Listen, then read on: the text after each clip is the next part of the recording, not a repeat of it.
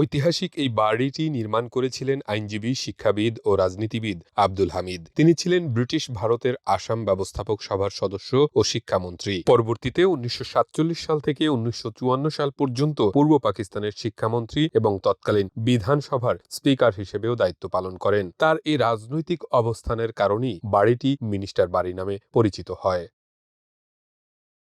দৃষ্টিনন্দন স্থাপত্যশৈলীর এ ঐতিহাসিক বাড়িটি মাত্র ১৮ লাখ টাকায় এক ভাঙারি ব্যবসায়ীর কাছে বিক্রি করা হয়। ওই ব্যবসায়ী বর্তমানে শ্রমিকদের দিয়ে বাড়িটি ভাঙার কাজ শুরু করেন।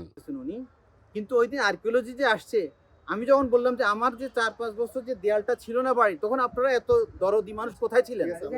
কোথায় ছিলেন আপনারা এত এ বাড়ি ভাঙার ঘটনায় সিলেটের সাংস্কৃতিক অঙ্গন ও নাগরিক সমাজে ব্যাপক ক্ষোভ দেখা দেয়। অনেকে সামাজিক যোগাযোগ মাধ্যমে প্রতিবাদ জানান। স্থানীয়দের প্রতিবাদের মুখে অবশেষে বাড়ি ভাঙার কাজ স্থগিত করা হয়েছে। রবিবার দুপুর ১:৩০টার দিকে একজন এক্সিকিউটিভ ম্যাজিস্ট্রেট ঘটনাস্থলে এসে কাজ বন্ধ করার নির্দেশ দেন।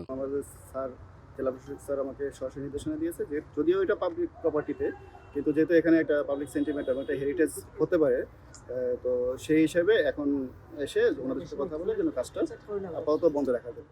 এ বাড়িতে পাকিস্তানের প্রতিষ্ঠাতা মোহাম্মদ আলী জিন্নাহ, শেরে বাংলাকে ফজলুল হক, কবি কাজী নজরুল ইসলাম সহ তৎকালীন বহু খ্যাতনামা ব্যক্তিত্ব এসেছিলেন বলে স্থানীয়রা জানান। ঐতিহ্যবাহী এ বাড়িটি কখন নির্মাণ হয়েছিল তা নিশ্চিতভাবে জানা যায়নি। তবে কেউ কেউ ধারণা করছেন বাড়িটির বয়স ১০০ বছরেরও বেশি। আব্দুল হামিদ ১৯৬৩ সালে মৃত্যুবরণ করেন।